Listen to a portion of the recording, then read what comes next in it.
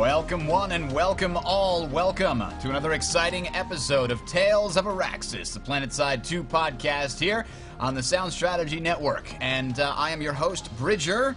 Thank you all for joining us. Glad you got a hold of the program, however you may have found it. Tell a friend or two, won't you? That's the only way that the news is going to get out, since the only places I know to talk about it are Reddit and PlanetSide2.com. But joining me, as always, we've got two awesome co-hosts here. I'm here representing the new conglomerate. You can tell that because I've got the nice little blue things here and a little bit of yellow. There's a little yellow on there.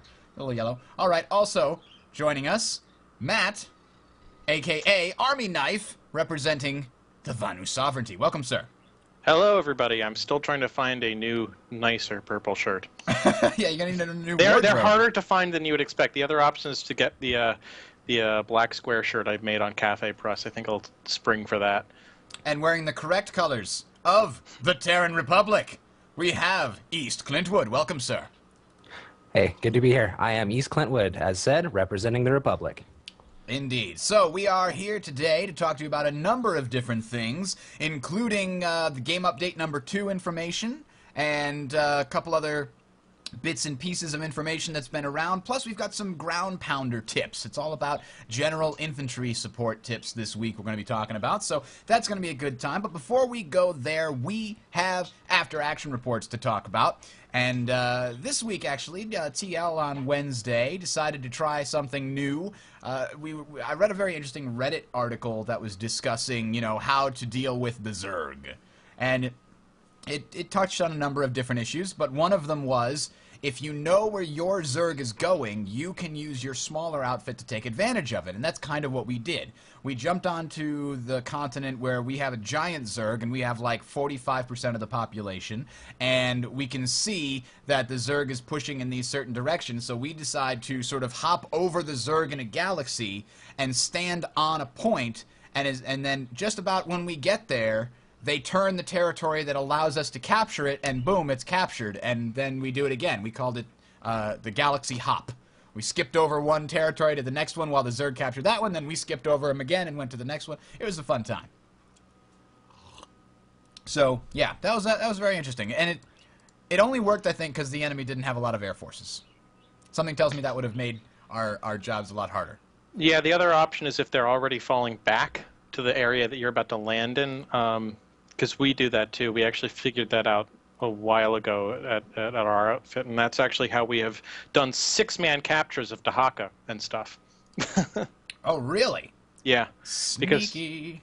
Because the TR would be off fighting the NC on the eastern side of the map and wouldn't be paying as much attention, and so as our Zerg slowly made their way up, we had already disabled everything, destroyed every turret, flipped every console, and were standing on every single point in base. And of course they don't notice it necessarily, no, because it's not actively flipping. And not only that, but it's usually like one of us will spot or call out a mosquito or anything flying overhead so that everybody can get into cover and hide. It's not, hey, don't shoot that, are you crazy? Well, to be fair, it's pretty common procedure for the VS to snowball and ninja through and take all the way up to our bio lab before we even realize that you're there. So, I mean, we are kind of used to it. And it's just... So. For those of you playing the home game, we're talking about Dahaka Am Station on Indar. And yeah, I really miss fighting on that western part myself. We are going to be getting a rotation, but we'll talk about that when we will indeed. So the East had something to talk about this week. What is this nonsense I'm showing people here? Well, this last week, I'm going to link it in our chat. We were unfortunately attacked horribly by a combined force. And by we, you mean the force controlling the crown. Well, yes, it's our crown. Everybody wants to take it, but only the Terran Republic can hold on to it. Heavy is the weight of the crown. And it is. It's our world's worst resource funnel. But anyway, a combined force, I guess simultaneously, I don't know if this was planned or not, but it seemed like every NC player on Indar at the time and every VS player on Indar at the time decided that they were all going to hop in galaxies, to fly them straight to the crown to attack. And this was right before I was getting off for the evening, and it was terrible. The skies were just filled with galaxies. They'd see tanks, and you'd have lone lightning driving by, and you just see 5 galaxies of both factions just swoop in and smash it into the ground. It was absolute chaos and horror.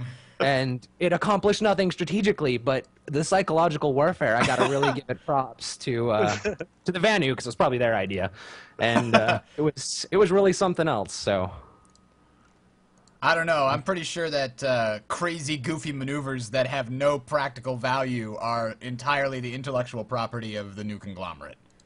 Yeah, probably. So yeah, that is impressive.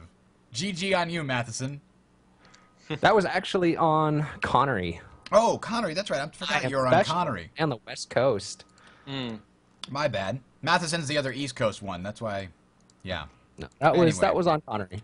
So, and as promised, I linked that. that's a lot of screenshots, too. And I like how it's one person in a gun cam on a Liberator is taking all these shots. And they're not shooting at each other. They're flying in formation. Those are VS and NC working together on this. That's crazy talk. Now, if only the galaxy could drop bombs. Like, you could get level bomber style, like World War II.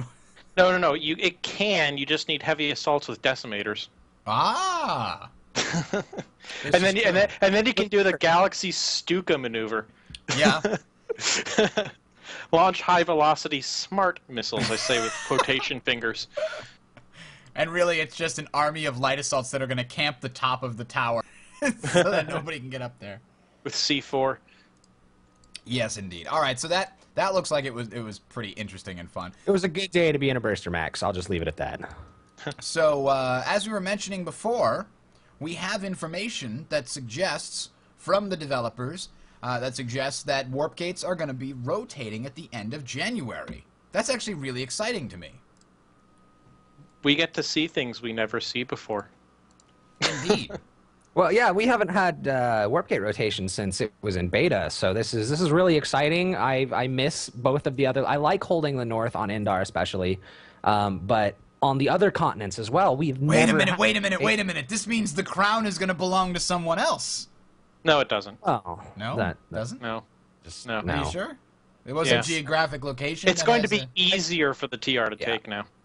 Because it's right near their major tech plant. Well, we don't know which direction they're being rotated, do we?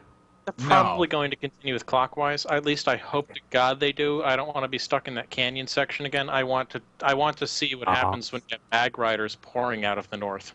But it's going to be canyon section is annoying. That was my first 2 weeks in PlanetSide when I first got into beta. It's going to be like invaded by the north, and it was terrifying. It's going to be like being invaded by the Mongols. Except it basically is. That is a terrifyingly accurate description. Yeah, I am actually not going to sleep tonight. I really would just love to not fight in those canyons ever again. Like if we could just rotate NC between the top and the left on Indar, that would be fine with me. Those canyons are boring as hell. Yeah, but you know what? They are highly advantageous to your faction. They're really nice to defend. Yeah, your mag rider can't move very far now, can it? Yeah. Not to mention that, you know, it has the easiest access to the Scarred Mesa Skydock, which the TR should have now. You should be able to get there without having to conquer all Sindar. I will make sure I plant the outfit on it to harass everyone who comes at it. In true Army Knife fashion. So yeah, that is actually really important though, because for me, I've been getting really bored about fighting over the same exact stations and just even rotating once a month, so that every 3 months you'll wind up going back to the same place. That I think would provide enough replayability. It's like playing this Dust 2 over and over again, or you know, 2 Fort. There's only so much enjoyment you can get out of it before you start getting a headache. Yeah, even every 2 months a rotation would just be fantastic. So I would like monthly, but I'd be okay with even 60 days. That's better than 6 weeks. Can we agree on? Yeah, 6 weeks would be perfect. Yeah, I think there we go. That's a good negotiation. Yeah. Thank you guys. We're gonna call it a break. Yeah. We finally agreed on something. Well, I guess that's the show. And you know what? Here's the thing too: is we can always just pretend at least that they were actually watching. was one of the things we said in the first or second episode, was bring back the warp gate rotations, and now they're back. Absolutely. So, I don't know if you guys saw this video, but this is very interesting. This is by, let me check it here, Steve Campbell. Yes. I've got a link in the show notes. Definitely check this out. He goes, and he's trying to point out how the infiltrator mechanic works. You can, what you need to watch is his gun when he's cloaked, because the quality of the cloaking on the gun from your perspective reflects the quality of the cloaking from other people's perspective. And what he points out is, in just a second here, is that when you crouch and move just a tiny bit and then stand still, you are practically invisible. Anything else, you still have that outline for some reason. So let's just watch here while he points out exactly what he's talking about. If you stand still, it's still kind of the same. However, if you then crouch, see it's gone more see-through. And there's another trick to this part as well. Gunfire is the trick. We'll let it charge up again. Gunfire is always the trick. Here's his trick. Watch the holes on the floor here through the gun. Really, really blurred. Crouched, not so blurry, then strafe a bit. Now it's like they've almost completely disappeared. So he says basically when you crouch, then strafe a tiny bit, and that will actually sort of engage super stealth mode.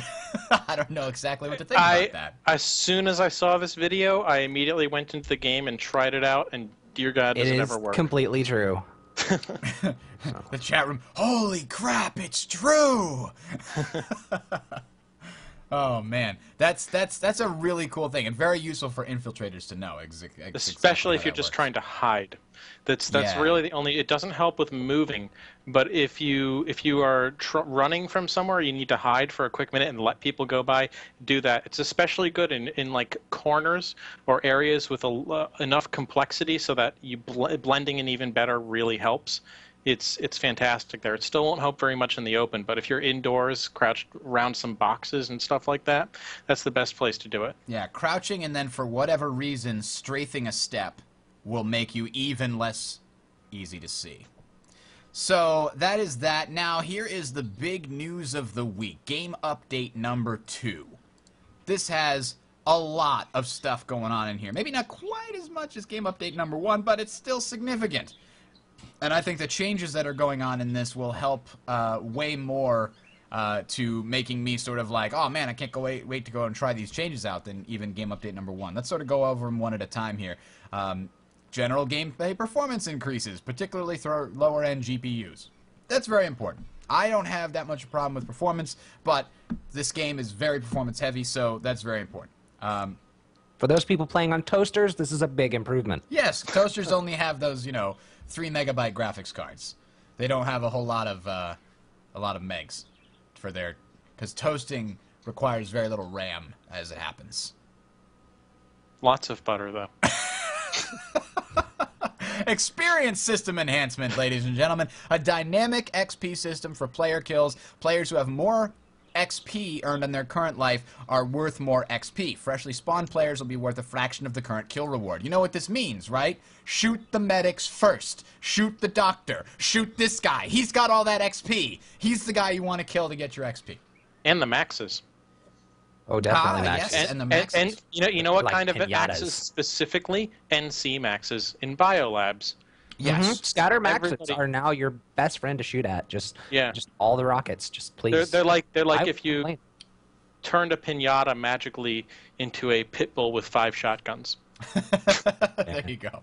All right, so then it also says partial damage XP for dealing damage to vehicles which you don't end up killing. That's been a huge suggestion. Lots of people have been pointing that out on the forums, on Reddit. We did that on this show a couple of times. That's a really, really, really important job that is not rewarded at all currently, and it sounds like they're listening to the populace on this one. It only makes sense. So that sounds good. Population XP and resource bonus move to continent population instead of global. This is super important, because every night I log in, and NC has one map where we're dominating and have way more people than anybody, and the other 2 maps, we have way less than everybody. So it's like, okay, I could choose to roll through the game easy, or I could choose to get rolled over. Those aren't fun games.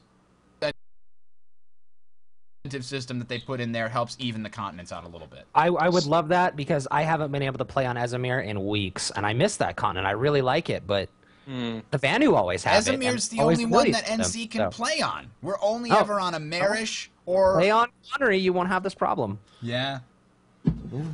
It's true. See, yep. And Esamir, though, Esamir is not nearly as fun since they nerfed tech plants.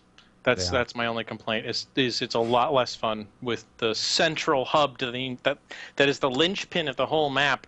Now you can just waltz into with a few explosives and take the whole thing. Now, do you guys think this is going to be enough to help offset those population, imbalances? Are people going to say, "Oh, well, I can get 10% more if I go on this place where we're really outnumbered"? No, I don't think so. What is it going to take? In order to actually fix that, it's going to take another continent or two. Really? Actually, I think that's what it's going to take. You don't think that would make it worse? No, I think that by dividing it so you have 4 or 5 continents, and each faction has to, and then making the bonuses for holding continents better, you're going to see more strategic choice in which faction deploys where and what they want to hold. And if you make it worth defending, which I think is the other really important change that still needs to be worked on, then you're going to see some better fights. I think, and less of this, well, we were trying to take Esamir, and then the NC decided to try to take Esamir, but they committed more forces to it, so let's just go back to Indar where we already own it. See, to me, right now... Oh, go ahead. It's just... The current meta, and I know we've talked about this, is there is basically one continent per faction, and everybody just seems to be really settled into that, and everybody always just goes to the same continent and, blobs and zergs the hell out of it. So I think if they add another continent or so, it'll force people to be in more than one place. So. And like I said, if they increase the bonuses that the continents get and make it more than just like 10% off certain purchases, like if they, let's say instead of 10% off of your infantry purchases, which is actually pretty damn nice, especially if you use maxes frequently, which is why we never let the NC take Indar. That must be it. That's why we never take Indar, of course. They fear our might in the infantry battle. You're not Russians. Damn it. But they're freedom fighters, don't you know? They're for the people and the proletariat. Imagine if holding that continent also gave you an XP bonus for whatever type of thing you that is, like, for instance, fighting as infantry because you hold Indar gave you like a 5 or 10% XP bonus in addition to the cost off. That would actually, I think, incentivize people to start taking continents more, especially ones they don't own. That is actually going to do the opposite. If you make continent locking a really powerful incentive, then there is going to be a huge push to gather all of one faction's population and go lock a Marish. And then once you've locked a Marish, the entire population goes to to Indar to try and lock that. And then if you get that, the entire population goes to Esamir. I mean, if you require the entire continent to be locked in order, or the entire continent to be taken, that can only really be done when you outnumber your opponents 5-1.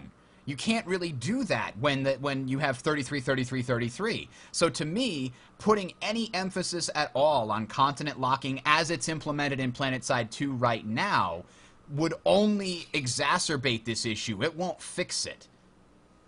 I kind of feel like there needs to be more emphasis on making... What if I don't know. we wait until they have another continent, though? Because I still think that's going to... If they have the proper incentives combined with not 3 continents, because with 3 continents you can have, Vanu own Indar, TR own Esamir, and NC own Amarish, which tends to be the case on our server. That's just the way that our factions like to hold those places. If you add in like another continent or two and make those ones worth taking, I think you're going to see more changes between the continents and who wants what. And I still think there needs to be overall work on the metagame, though, to make the metagame even more worthwhile. These are great changes for the individuals, but for organized groups, there's still something lacking even with these changes. Yeah, so we'll see if they have some solution to the Zerg problem, and we talked about that in the last podcast, and we're not going to rehash that whole thing. If you want to hear that, go to episode 2. So what else do we got on here on the XP changes? Better display of XP sources for things like defensive bonuses and population bonuses, rebalancing of XP rewards to help support tasks. So that's all good. That means when my Liberator gets shot up and I land it to repair, I'll get more than 6 XP per tick. Maybe I'll get like 10. I'll get very excited. Yeah. Supporting myself. This will be really cool if repair and ammo senders can start getting proper XP awards. Oh, yeah. I noticed a big problem when I was driving the ammo sender fairly recently, that when I was in a squad, I was only getting experience points for giving squad mates ammo. So when I only have 2 squad mates, but I'm in the middle of a giant tank Zerg, I'm not getting much experience at all. But as soon as I leave the squad, I can start getting experience for other people. So hopefully that'll be adjusted. Oh, yeah, that's a problem. Okay, so it looks like we've got a couple other things on here. Server transfer token available, so you can transfer servers if you like without having to lose your entire character. That's good. Sortable columns of outfit management. New weapon type for all empires, the SMG. What is that? Do you think they're going to give that to light assault or engineer, and sort of instead of having them both use the same thing? If I remember correctly, the SMG was available to everybody in PlanetSide 1, and I would imagine that's what they are going to do with this. Yeah, that's what somebody in the chat is saying. We all get it, but the max. So yeah, the SMG would basically be a close quarters option for heavy assault without having the super range limitations. That'll be of nice a on shotgun infiltrators as well. Excellent, excellent. Okay, I missed that where they clarified that. Okay, that's cool. Short period of invulnerability will be added to freshly spawned or revived players. Breaks upon game actions such as entering a vehicle or using a weapon. Now, I have a huge problem with this because that means when my medic revives me, I don't immediately get killed, and then I get to bitch at him for getting my hopes up. I really look forward to that every time, but apparently this means I might actually survive. It's also going to kind of help prevent the mass farming of AMSs. Yeah. Because people will have at least half a second or 2 to dive for cover, which might work. Yeah, it could. And so yeah, that it's definitely more of an issue for the Sunderers than it is for actual spawn bases. So I would love to see a Sunderer that is actually a deployable shield, like the mobile spawn points from PlanetSide 1. Like, it would replace the AMS, but it would be a deployable bubble shield. That would be kind of cool, because that requires you to have both of those Sunderers. Then if you drove one up with the bubble shield and the other one for the spawn, that would be kind of cool. Probably not going to implement it, but ideas. Could work. Yeah. So let's see. Configurable colors on the mini-map. That's nice. A new hotspot system that displays where active fights are occurring on the map. That might help, because I always have a problem, because it doesn't show you where your team is. You kind of have to rely on talking on officer chat, and that's just a huge pain in the ass if every new outfit who's coming online for the night has to ask, hey guys, where's the Zerg? You can kind of infer it sometimes based on things that are changing hands, but it's still a pain to not know where your own team is and where your own team is fighting. It's very clear where the enemy it is, because now if you hover over a thing, it says some enemies, some squads, some platoons, or whatever, but it's not clear where your team is or where fights are. So that is very interesting. I hope that solves my problem of not being able to find out where my own team is fighting. Yep, I agree with that. And while the new system was a huge improvement over beta, where you didn't know where anything was, you still, the only real way you can tell where your forces are is by checking if the base is being captured and how quickly. And even then, that could just be indicative of incredibly overpowering forces. Yeah, we just don't have much information at our disposal to really find that out. So hopefully, I'm really hoping that this will actually give us that information we need. Yeah. And hopefully bring some people back too, because a lot of people have noticed that the game has seemed to be more empty of late. People are waiting for these kinds of fixes and changes and things. Now let's see, new spawn buildings with more exits, protected balconies, and easy roof access to make them less campable. Yes, if you could please make a spawn building that doesn't have a roof that's like a giant target for liberators. That would be fantastic.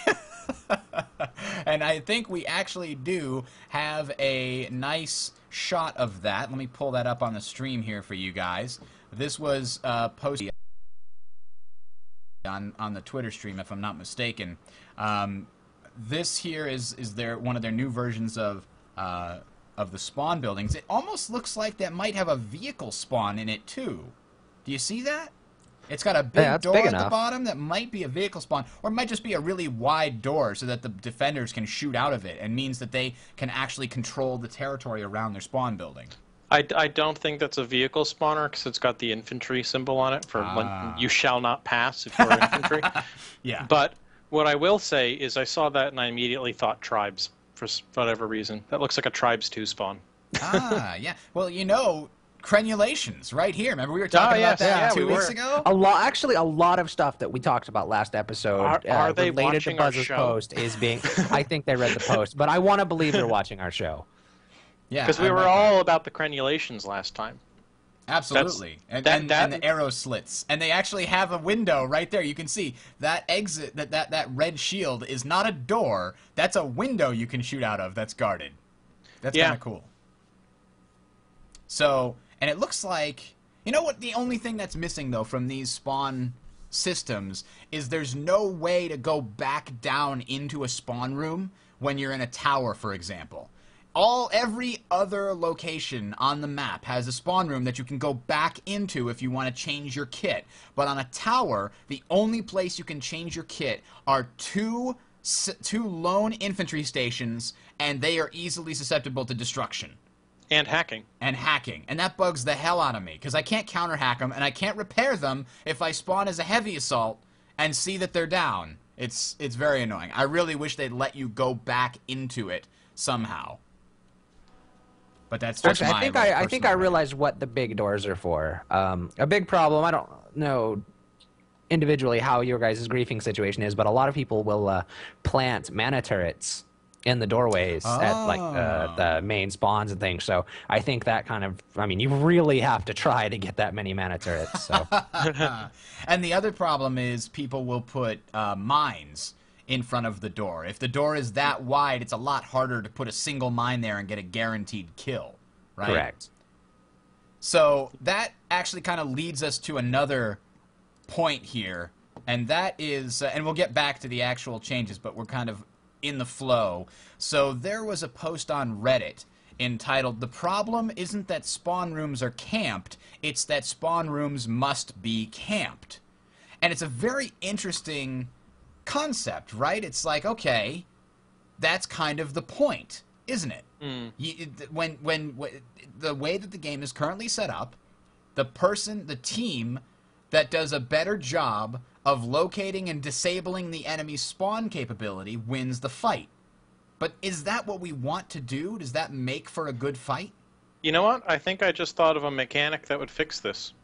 What's that? Which is to, if a base gets flipped, and it starts, if the point gets flipped and the ticker starts going down, instead of spawning at the base, have an increased delay, shut down the spawn room, and then bring everybody in via drop pod. Huh. So all defenders would come in via drop pod instead? Yeah, unless they spawned at a Sunderer. Because that would disable the spawn camping situation, because you can't predict where people are coming in, and it allows the defenders to actually mount an effective counter-assault. Yeah.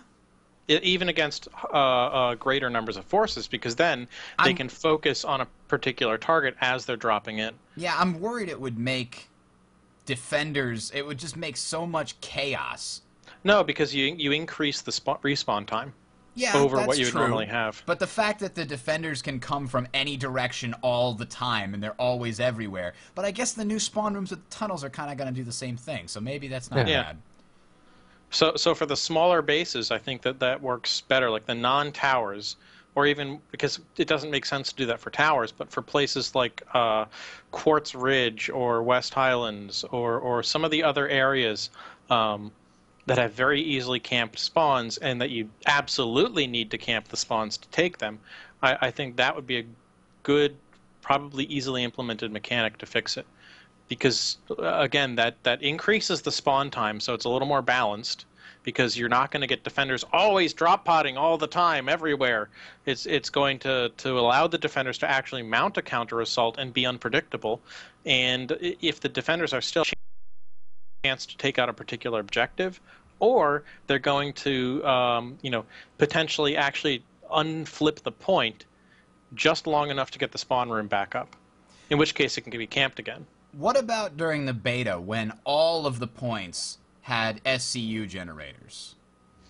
That was very nice, but I think they took it out to actually allow people to defend, because it forced, on smaller bases, it forced you to choose between two objectives. It forced you to choose between the SCU or the point, and if you lose either one, you lose. For some of the larger bases, like even towers, like the Crown, I think the Crown should have an SCU again. Because that was actually a really good location for an SCU. It made sense for that place to have an SCU. And somebody's asking in the chat, SCU is the spawn control unit. It's what you get in amp stations, tech plants, and biolabs, and that's what allows the faction that's defending to spawn. So I think that for individual bases and places like the Crown and other more unique bases, or hell, imagine if Scarred Mesa Skydock had an SCU. That would add a whole lot more interesting gameplay to it, and actually allow attackers to take potentially well-defended areas, just like in a biolab, because if you can get that SCU down, you've actually won, even if you're going up against, really terrible odds. If they're not coordinated, it's not going to work. So I think those two mechanics, if they thought about it, tested it, tried it, I would love to see the drop pods and SCUs back in a select number of bases. Yeah, if they start putting those maybe at some of the really focal points for conflict, I think that would actually maybe hopefully help break up the stalemate at a lot of these places. So yeah, I always wondered, I mean, galaxies aren't really used that much, right? I kind of wish that the galaxy, like there was I don't know if it was a desert combat mod for the old Battlefield, or if there's some other Battlefield game mode or mod, but I remember there was a game where somebody could fly around a plane and it would act as a spawn location, or maybe it was a helicopter. I remember what it was. I kind of think maybe the galaxies could be mobile spawn locations as they fly around, but give them some kind of a limit so that an entire base defenses can't all be spawning from the galaxy at the same time. Maybe say the galaxy has a, X, spawns per minute limit, and so it can only let so many people spawn. But that would be kind of an interesting thing, to get a galaxy that allows you to spawn, a group of people and then have them all jump in. Or maybe it's only your squad. It acts like a squad beacon. Only your squad can spawn inside your galaxy the same way. It's some kind of an upgrade for the galaxy. That would be a very interesting limitation. I would really like to see them do something more for the galaxies, since they took away their spawn ability, which was, in my opinion, overall a good thing. Because agreed, it should never be that strong. But I would like to see something to make the galaxies more appealing. I think there are two things I have to say about this. One, the one thing that I could really see the galaxies actually being very cool and useful for is if you gave them a couple more options for mounting weapons, like an anti-infantry machine gun, like the 50 caliber. If you could mount those on the sides in addition to the bulldogs, and if they could be deployable again for increased defense against ground, because then you could basically use them as a flying forward point. You land it, you deploy it. Some it's kind very of a hard flying fortress is what you're describing here. Yes, but and then it gives cover to your infantry as they come out of it, and it can actually be used as a spear point in a push. But the way that Galaxy is currently implemented, we've actually been running with it and doing a lot of awesome things with it. It's just a matter of having pilots who know how to not get them killed, having a scythe pilot or two who's with you, who can give you intel on the airspace you're going into, so you know how hot it is and whether or not you should even attempt to bring your Galaxy in, or if you can escort it, which is even better. And to actually use it as a way of getting around very quickly, and make sure that your squad leaders always have beacons available. If you can do those things, they actually can be very useful for outfits that are well coordinated, and even ones that aren't so well coordinated. So it's not good for the general Zerg unless you're just trying to transport troops to, location X because we need more bodies there. But for outfits and coordinated squads, they can be a godsend for getting around quickly if you take care of them. Take care of the galaxy, and it will take care of you. You know what it needs? It needs a camo deploy function.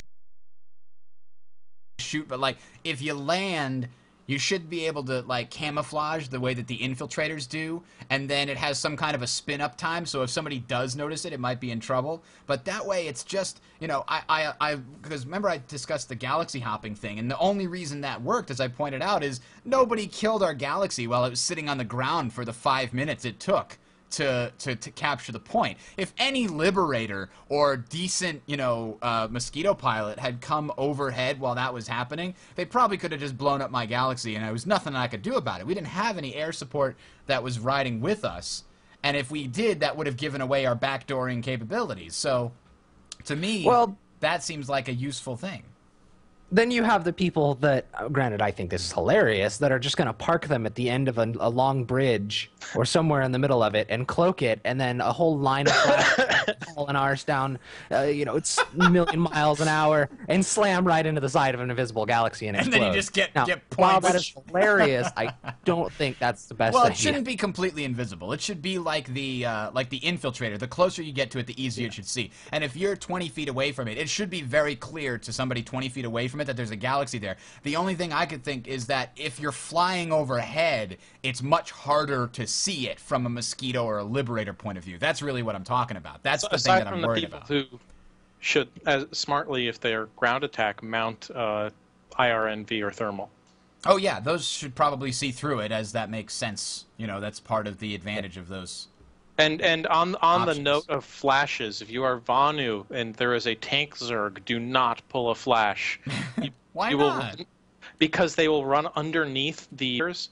If they don't just hit them and kind of stop, you will run underneath and get belly flopped and exploded. We call that the Mack truck. The car It doesn't really matter if you're tractor Vanu or trailer. not. Even in TR Zergs, that's the same way. They just kind of careen into the side of you, and next thing you know, there's a dead flash. Or Sunderers, it's just like the Sunderer eats the flash. It just kind of, the tire goes right over it and then it crunches over it, and it's like watching it's like watching an immune system at work. The little tiny bacteria getting eaten by the macrophage, except it's a Sunderer and a flash. No, you know what? You know what I love to do. Every once in a while, when I see a giant tank Zerg, I'll take out a flash. I'll give it the speed boost, and then I'll play some music, and I'll try to wind my way through the tanks, and I'll just be like, I can do this! I can do this! I just weaving and bobbing, and they hope they don't notice me. And then you hit a landmine. And then my foot gets stuck on the trigger, and I can't stop. Just kidding. I know there's 7 people in the audience that probably got that reference. Everybody else is like, why is he playing the Shrek music? What's going on? All right, so anyway, that is a very interesting question, though, because the game is all about spawns. It encourages, in the end, an unfun behavior for both sides, because I don't like to camp a spawn. There's no fun in that. It doesn't feel like a battle, and the people in the spawn don't want to be camped. But I wonder if these new spawn buildings will simply make it uncampable, and therefore you have to instead set up as defending around the objectives instead of defending around the enemy spawn. I still think that even with making it easier to get out of the spawn, you should still set up around the spawn. It's just going to be harder to hold. Good military tactics says you do not sit immediately on your objective. You sit forward of it or behind it. You either set up a trap or a firing line. You don't just stand around it, waiting for grenades. So anyway, we're gonna have to. Here's an interesting. We're gonna have to go over sandbox versus game at some point in a future show. That really sounds like a good topic for us. But let's go back to all the other things that are coming up in game update number 2, which according to this is going to be released on the 30th. That is the Wednesday after this one. So the next show we talk about, we'll be talking about all these changes and how we think they were implemented, etc. So what's next on here? We talked about new spawn buildings, tunnel systems for amp and tech facilities to give access from spawn rooms to interior of bases and base walls without having to go above ground. Why no tunnels for biolabs? Huh? What's up with that, Sony? You got no love for kind biolabs? of suspended in the air. I want to, like, go under the biolab, like, dig underneath in the dirt of the biolab and, like, wind up somewhere else. I don't know. Probably unnecessary. It's like Luke Skywalker in Episode 2? Yes, exactly. Just hanging out underneath. Just... Galaxy to fly under to pick you up. There you go. So, yeah, this sounds interesting, especially because from what I understood before, the reason we don't have any kind of underground facilities at this point is because the engine wasn't capable of it. Do you think they fixed that capability? No, I don't think so. So how do they do it? This is changing the engine much. It's just... Yeah, they can build walls underneath. They might have just made that's all it is. It's just walls underground. I don't think there's any... What they probably did was depressed the land down far enough in the map editor to make the tunnels. That's just my guess. Yeah, I'm guessing that the land... The problem that they have is you can't have terrain on top of something else. That's probably their limitation. So in this case, they probably just wound up putting the tunnels underground and putting something else above them that just looked like the top of a building as far as the game engine is concerned. Well, what I mean by that is it was... Actually, no, maybe they did fix the issue because you couldn't... yeah, you're right. Unless they have, like, you know, a raised platform or a piece of... looks like, you know, like a road... like I'm just thinking of like an amp station. If they have like a road between the spawn room and the shields, then you know that's where the tunnel is. Yeah, but, yeah, that's what I'm thinking. They might have treated it like an underground building that, you know, touches the surface or something. But anyway, that sounds like it's going to be very interesting, and it'll definitely change those fights, I'm sure. Making maxes render more reliably at long distance. AA improvements, notably flak changes for turrets and skyguards, giving them better ability to aim, though not drastically impacting their DPS. Fixes to missiles, so they are more reliably detonate and actually blow up stuff. And, of course, lots of bug fixes. Air vehicle weapon tweaks. Increases in the reload speed for certain HE ground vehicle weapons. Now, that's interesting. Increases to the reload speed for current HE ground vehicle weapons. Weren't we talking about that last week? Buzzcut Psycho's big... one of his big pet peeves in that long post of the criticisms was the fact that, you know, HE vehicles can just dominate all buildings by just constantly firing into them. Yeah, talking about spawn camping, for example, you can sit there, especially, it's really easy for STR because all I have to do is I deploy my Prowler and sit there and spam HE at an incredibly high rate of fire with both barrels, and it... cleans up the whole side of a building in a matter of seconds. So, which I do have to hand it to your faction though for discovering that works well against Scarred Maze's Skydock if you just want to farm it for kills. Wait, you can shoot from below, just constantly firing? No, from the bridge area where the bridges are. Bridger. Ah. Well, the Vanu just throw a Mag Rider up on a Scarmate, so it doesn't really matter, does it? All right, so. Oh, hey, here's an edit. I didn't see this before. I wanted to add that just because you don't see things like metagame fixes or render distance in this list doesn't mean they're not high priority changes. They're just larger problems as you expect. That means they generally take longer to solve, etc., etc., etc. Okay, that's nothing. That's just here's why you don't see things. Yeah, it's just a disclaimer saying just because it's not on the list doesn't mean we're not working on it, which is good. I can respect that move from the devs. So. And part of these changes includes something that wasn't really on the list, is new walls for the amp stations. And this is kind of hard to see because it's hard to see from just a single screenshot. But if you look at this top image, what you're seeing is just an open wall with maybe these few single gaps of crenulations, kind of. But as a general rule, the wall just has a roof. It doesn't have any protection for somebody running along the wall as a defender. And now if you look at this one, you can see that there is one open space here in the middle, but the rest of the wall has these large walls on it so that the defenders actually can hide and move along the wall without getting instantly killed by any attackers, either from inside or outside. So that was pretty interesting. That was tweeted by Matt Higbee earlier this week. I posted that in the chat for those of you that are watching live right now, so you guys can take a look yourselves. Yeah, it's very cool, and I'm looking forward to playing this patch. I really think it's going to revitalize a lot of things. It's going to make those facility fights very interesting, and the new spawn facilities are at least going to make it, as a defender, if you've lost all hope, it might make you able to hold out a little bit longer before you have to lose the point automatically. But it seems like it'll at least make things a little bit more interesting. Yep, I'd still like to see the arrow slits on those, but it is an The arrow improvement. splits. They're gonna add a new thing to the light assault. It's like the Rambo bow. It's got like explosives on the end of it. Didn't you know that 2012 was the year of the bow in gaming? Did you not see that from E3? Almost No. every major, like Crisis 3, and it was Far Cry the 3? year of the bow. I did not know that. I knew it was the year of the dragon because ArenaNet told me that. But yeah, you know, except if it's Vanu, we get laser slits, which Laser somehow sounds slits. really, Get the really dirty. Just a little bit. All right, so let's talk about the tips of the week here before we close it out for the night.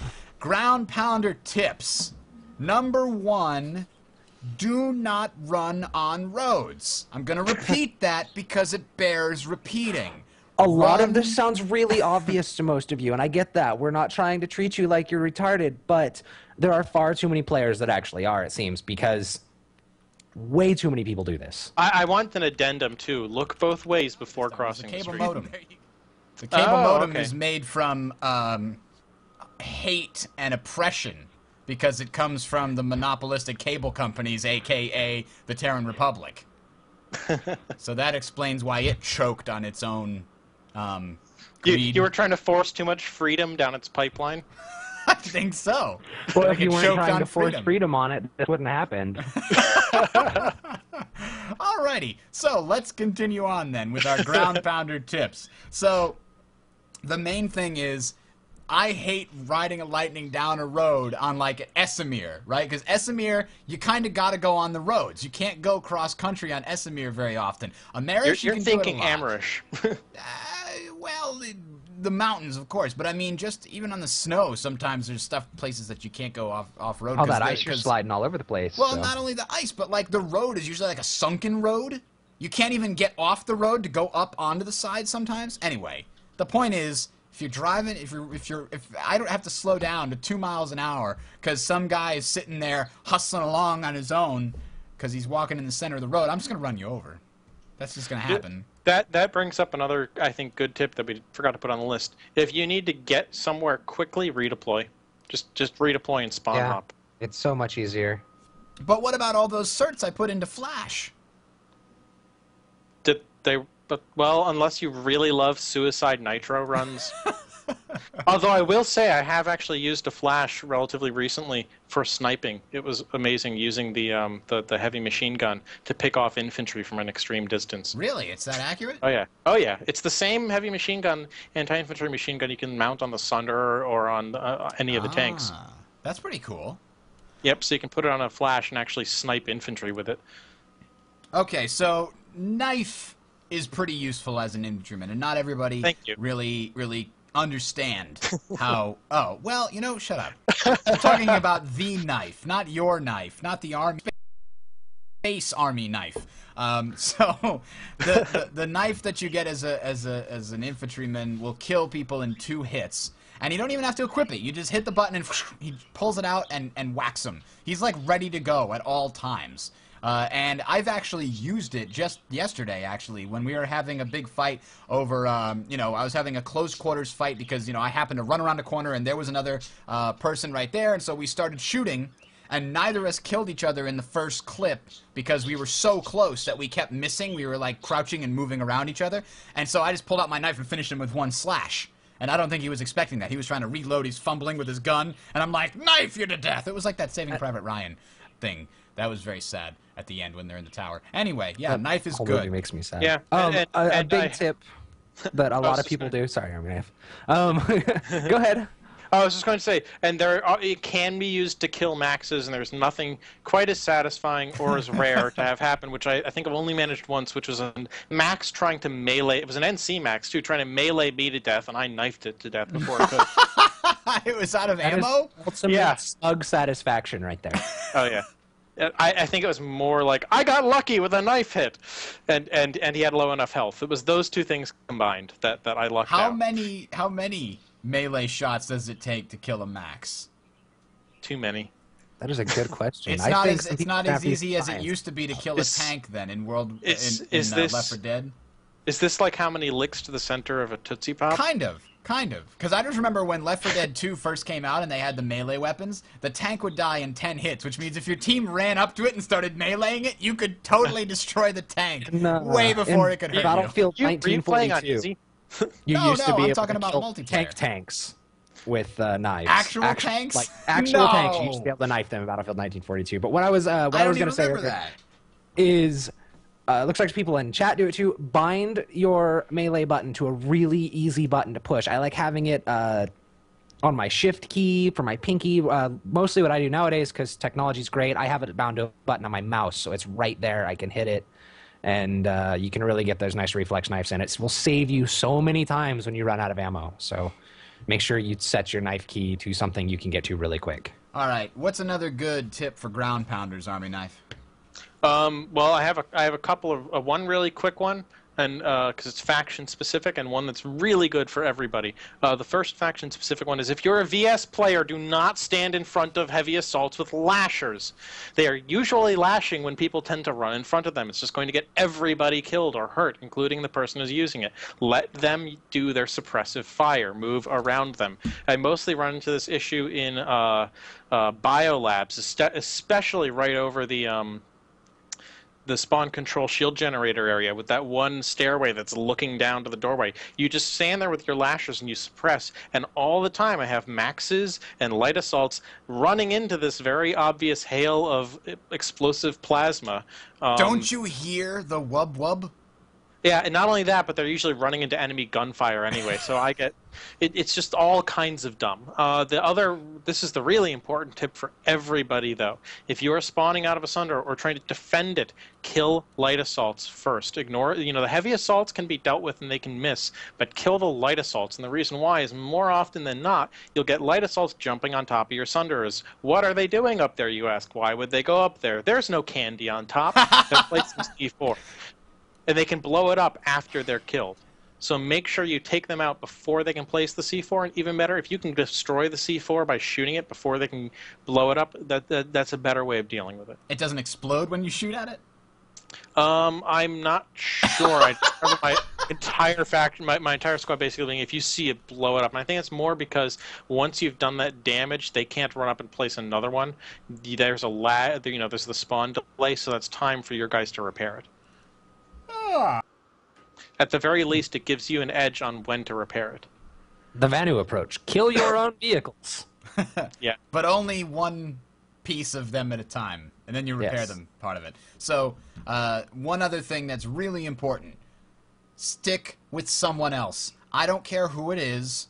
Don't run off by yourself. Follow somebody else. Even if their objective seems stupid, going with them to accomplish that objective is probably more successful than going off on your own, unless you can get somebody to come with you, of course. Or if it's running in front of a lasher, unless you are TR or NC, then please run in front of lashers.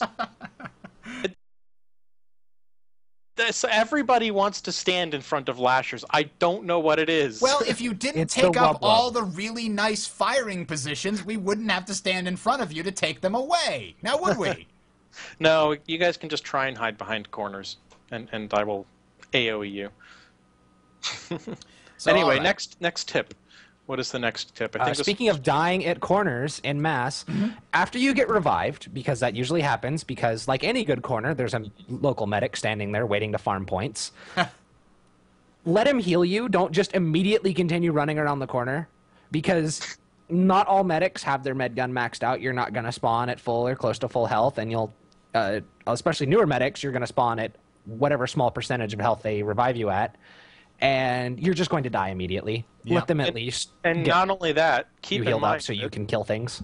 there is incentive for medics to not upgrade their med gun, because if they don't upgrade it, then they get more points when they res you, because they can heal you for longer. If they have a maxed out med gun, it's going to bring you back at full health, and they're not going to get any XP, additional XP out of it. So unfortunately, Which the game needs mechanics to be fixed, yes. Yeah. So unfortunately, the game mechanics reward medics for not upgrading their equipment.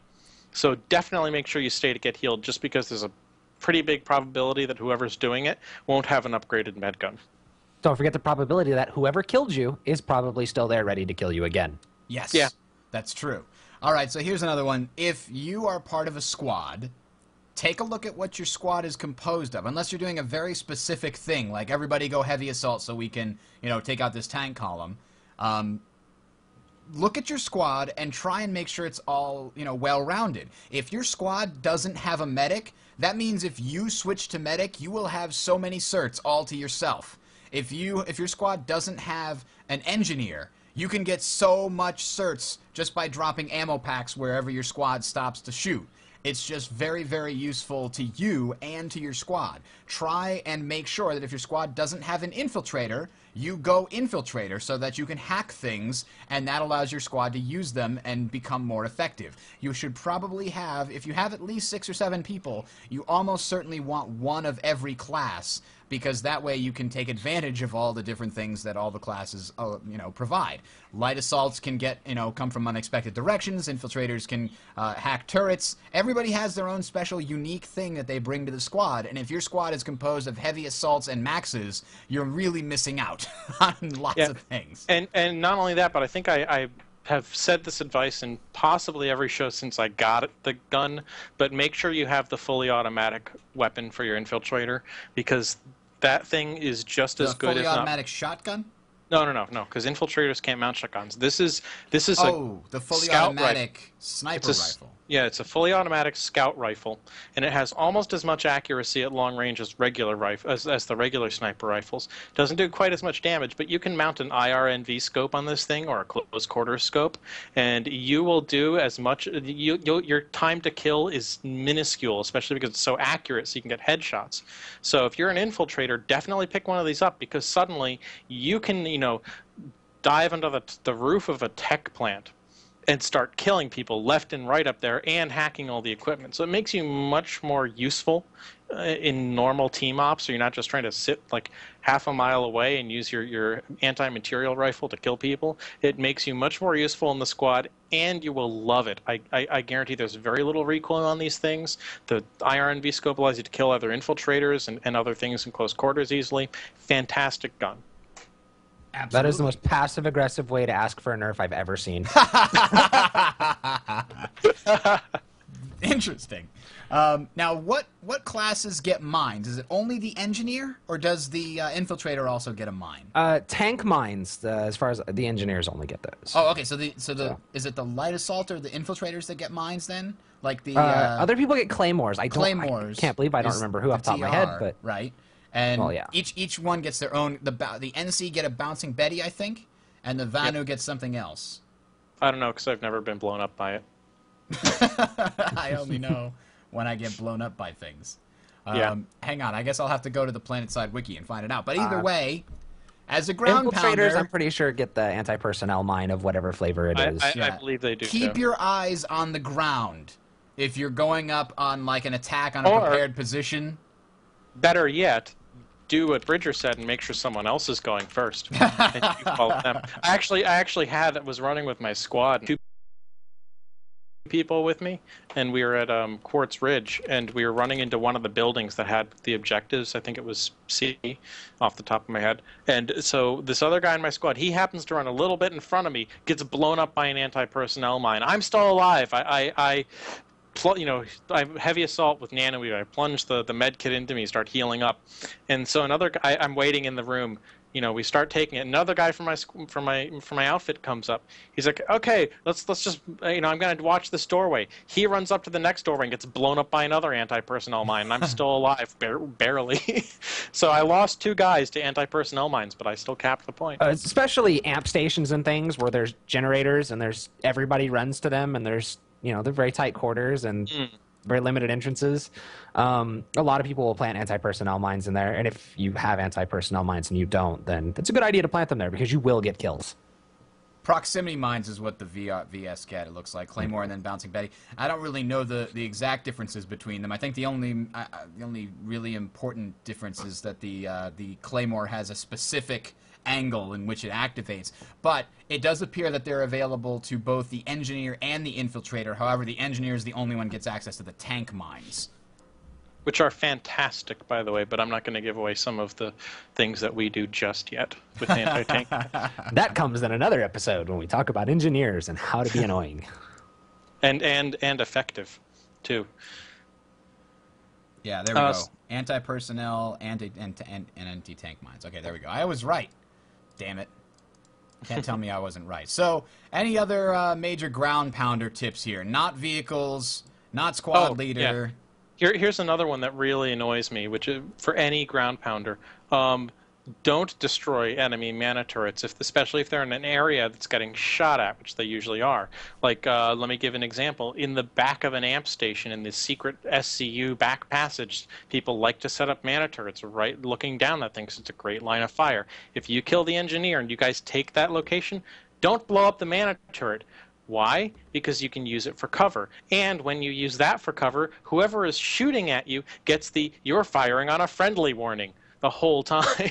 Yeah. So don't blow up enemy mana turrets if you can use them for cover. It's going to discourage them from shooting at you.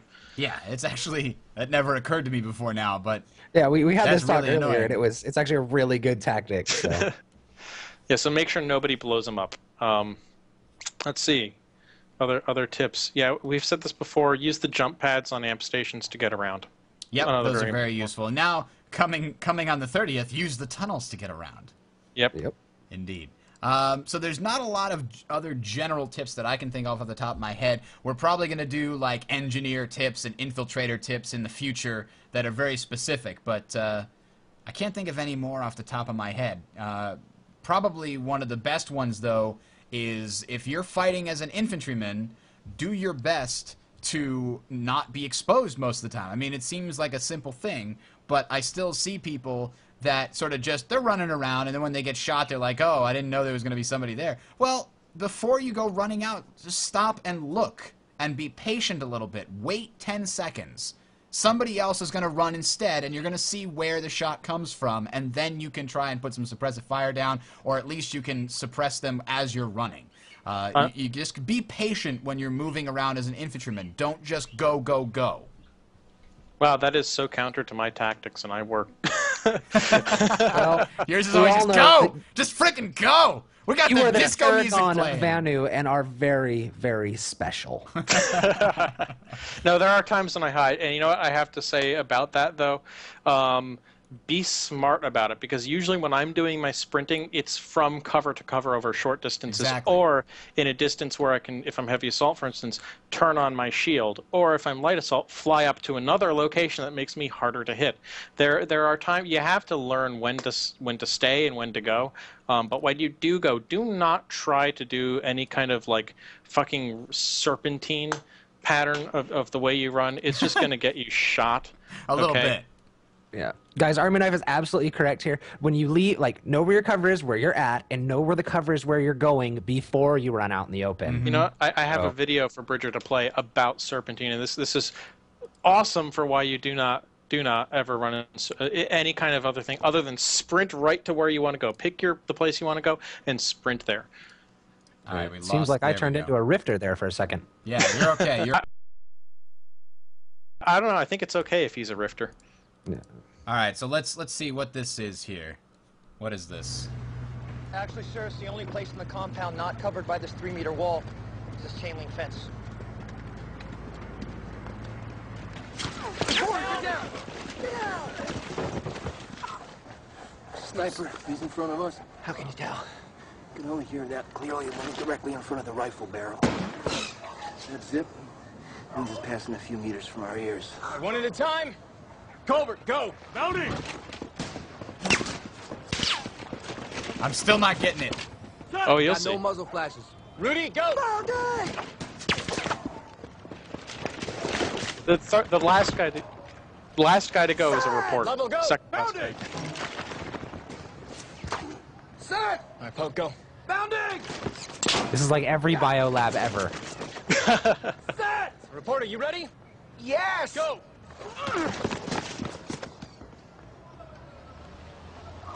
Whoa. That's how you go, man. Flail your arms. Flail your arms. He's kind of ducking and weaving. What the fuck? Set, sir! He didn't run very fast either. Oh, Reporter, what the fuck was that? Serpentine shell, serpentine. Serpentine. Okay. What is it from? Generation Kill. Oh, I've never heard of that. That sounds It interesting. was an HBO show. Interesting. Yeah, never run in funny patterns. Just pick short distances to go between cover and go. And don't turn on your shield if you're heavy assault unless you start taking damage. It slows you down.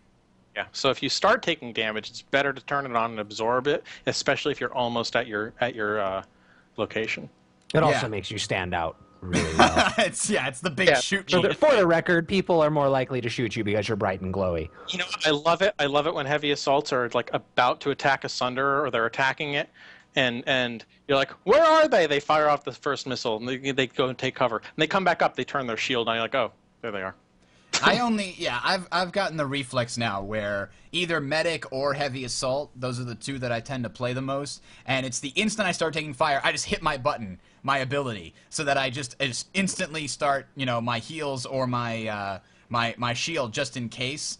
And then when I play like light assault, I still do that and expect something to happen. Yes. Like, it's okay if I hit this button, I'll do good things. At Infiltrator, that's even a good one for Infiltrator, too. It's like, oh, that's the oh shit button. Better disappear. And the med engineer's like, and then I don't know what you shooting, want from too. me. Engineer doesn't do shit. They don't have a oh shit button. Or even if you're a medic, though, it's not near. Like, I'm used to playing heavy assault, and I'll be like, oh shit, I'm taking fire. Hit F when I'm at full shields. And then it never heals quickly enough, ever. Yeah, I mean, for the medic, it's not necessarily something that's going to help you all the time. It's only something that might help you if you're in a firefight with one other person. It might give you just that edge that you need at the end of the firefight when you're both like at half health. Yours is still going up all the time and his isn't. You can kind of slightly take the advantage of that. It's just something that, well, if you're gonna die, why would you die at full, ability power when you could have been healing yourself? There's no reason not to have it on at that point. That brings me to I think the best tip that we can close the show. If you know you're going to die and you're going to lose the base, just do it with style. Blow up as many things as possible. You'll actually have That is the best way to go out. We had a lot of fun on Amarish when we were losing a base. On the southern end of the TR, I was like, okay, guys, you know what? We're losing this. I'm going to place a beacon, just drop pod with rocket launchers, C4, whatever. Try and blow up as many tanks as possible. I have an idea. I have an idea for a platoon that was really well organized. And what you do is you get a bunch of light assaults to plant C4 all over the base. Then you get somebody to play the 1812... what's it called? Overture? Overture. Over the proximity chat, and every time a cannon goes off, somebody hits their C4. So, if you're invading this amp station, I could just hear you like, what the hell is that noise? Boom! And then a tank explodes behind you. You're like, where did that come from? Boom! There goes a Reaver. How did that happen? It'd just be awesome. It sounds incredibly difficult to organize, but it would still be fantastic. Not gonna happen, I know. All right, well, Someday. yeah, we can dream, can't we? One of these days, we can dream. All right, I guess we'll close out then with this here, the continuation of the Vanu Sovereignty theme, because we're equal opportunity casters here. We support all colors, whether they be red, blue, or purple. Yes, and whether they be cultists, oppressors, or freedom fighters. Freedom As the fries. host, I get to give you names, so shut up. You guys are the freedom fries, if anything. All right, thank you very much for coming on, Army Knife. Thank you. And Clint, it's good to have you on again. We're going to have Always to a pleasure. See everybody in 2 weeks, where we'll certainly be discussing the patch that we were talking about. So for the new conglomerate, I'm signing off. I am Bridger. Have a good night, everybody. Good night. And for Glorious Red Republic, I am Comrade East Clintwood. Have a good night, guys. Good night.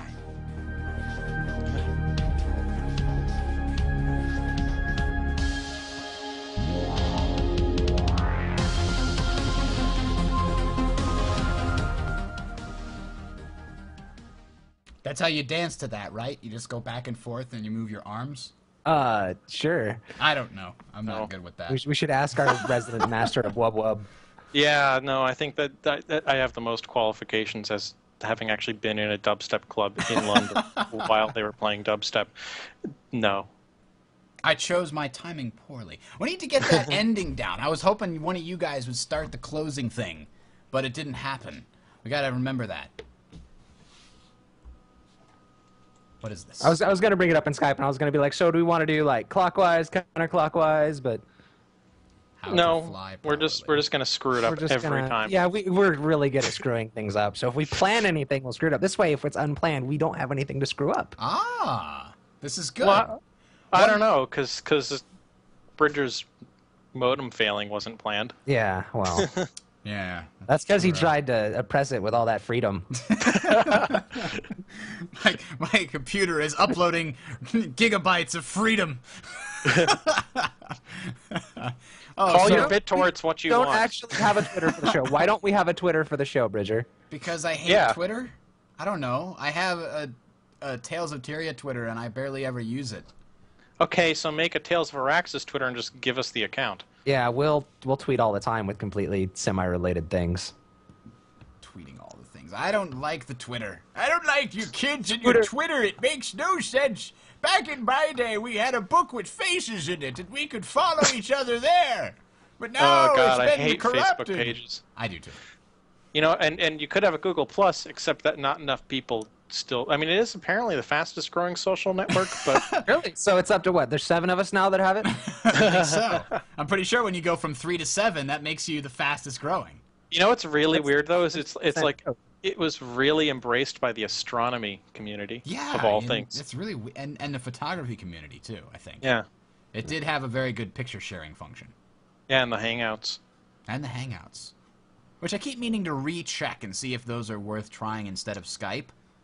I'm not I sure still if think they Skype are. is slightly higher quality, but they have improved the quality of those Hangouts a lot. You haven't really played a Google Hangout much, so. I did when it first came out. It's kind of cool. But I have TeamSpeak that I'm always on. And I don't want, like, everybody always saw those movies and they're like, video chat is in the future. And then you think to yourself when you're walking around, like when you make a phone call to somebody in your pajamas with, like, not having showered yet, you're like, I am so glad video chat hasn't come along yet. Yeah. Well, it has. We just have the opportunity to use it or Right. not use it. I know. But, like, in those movies, you'd see they use video chat only. Like, there's no such thing as anything else. They're like, it's the future. Like, that's a horrible future. Well, you know, it's not. I mean, you can still get away with things. I mean, how many of us are wearing pants on this show? That's a trick Probably question, right? 2.5. I'm going to say 2.5. I don't know where the half is coming from, but I don't think I want to know.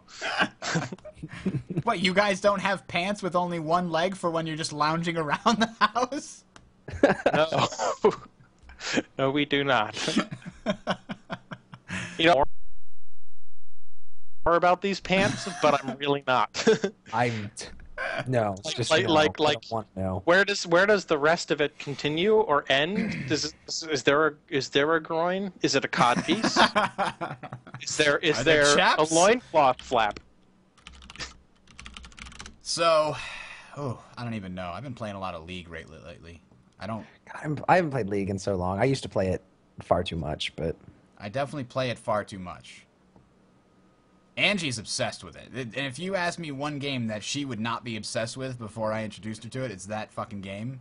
It's so ridiculously competitive, and she is usually so not competitive. Like when I tried to get her into TF2, like in Left 4 Dead. Do you remember any board game we've played with her ever? When you say that she's not competitive? Yeah. She gets pretty competitive during most board games. Yeah, but, shut up. What else do we got Fine, here? just prove a point. So let's see. I'm going to start doing some interesting, we're going to do something pretty soon that we're going to try to get going called Flavor of the Month, where we're going to get some people together each month and play a new game that we haven't played much of before, and sort of like what what is that British guys Yogscast do, where they play a game and commentary and you know, do it entertaining wise. We're gonna try to do that with streaming stuff. Have you heard of this game called Warframe? No, I haven't. Yeah, actually, I just started playing that the other day. So, Oh, you got in the beta for it? Yeah. I don't have any more keys, or I'd send you one to try it out. There was a few websites that were just giving them out, and I grabbed one or two. I wasn't necessarily looking to get it until, you know, I don't want to play games that are in beta because I'm going to form a terrible opinion of them. But this was from the Penny Arcade report. This is some of the best writing I've ever seen because it's so great. I imagine the pitch for the free-to-play co-op third-person shooter Warframe was a game of stacking awesome things on top of each other. Why have your main characters be cyborgs when they could be cyborg ninjas? Why have them be cyborg ninjas when they could be shotgun-wielding, power-sliding, biotech cyborg ninjas in space? Yeah, that's a very accurate description. So that one, when it comes out of, you know, a lot of free-to-play games are probably going to be on the list because they'll be easy to get a bunch of people into. MechWarrior Online, Hawken, Mechs, have you heard of this? I have. It's less interesting to me now than it was, and I think that's because MechWarrior Online sort of sates me for it, and I'm not... For whatever reason, I go through phases, and in this current phase, I am not really feeling the turn-based tactical strategy. Fair enough. How about... Do you remember Trackmania? Mm-hmm. The good my old God. days of Trackmania? Shootmania? Shootmania is coming. It's a FPS from the same people, and they had a trailer that made it look pretty interesting. So, I'm just keeping an eye on all of these things, and these might be things that we're doing in the future. You know, it might be a good one to stream too. Is Super Monday Night Combat, because it's a third-person shooter MOBA that's actually ridiculous and lots of fun and free to play again. Torquys, I think you misunderstand. We're not going to change what we're doing with regards to with regards to Tales of Auraxis. That's going to stay exactly like it is. There's no reason to change Tales of Auraxis or Tales of Tyria. What we are going to do is organize more things outside of those, in addition to, that are more like, hey, let's play these games and also try to have as much fun as possible. We're going to get different personalities on. So I'm putting that together. It's going to be a good time. And you know, I'm even thinking, this is just an idea that I've been ruminating on, but I'm now going to bring to light to everybody, so it's the first time anybody else is hearing it, which was East and I both play the hell out of DayZ back when it was when it was still something quite special and wasn't a community DayZ before, when it was just rockets. So when the standalone comes along, I would love to do a podcast that's kind of like one of those old-fashioned radio shows where they like read the story of what's happening and maybe have some of the sound effects. I think that would be kind of fun to do, is to write up our adventures in a way that makes them like a old-timey radio and just kind of voice act them out. I think that would be fun to do, especially because the stories you get out of that game are ridiculous and horrifying and hilarious. Or even like just the talk time about we it. kidnapped the Australians. I'll never forget that night. I was not there for that. You were not. That was a good day. Well, actually, it was about 3 in the morning, so it was a good night. Major Yeah, Squiggles says, I haven't played Super Monday Night Combat since the beta. Maybe I'll try it again. You know what? They got rid of Mickey Cantor. It's not even worth it anymore. Honestly. Oh no, it is. I quit playing that game because they got rid of Mickey Cantor and they replaced him with 2 boring ass dudes, and it killed all of my joy in that game.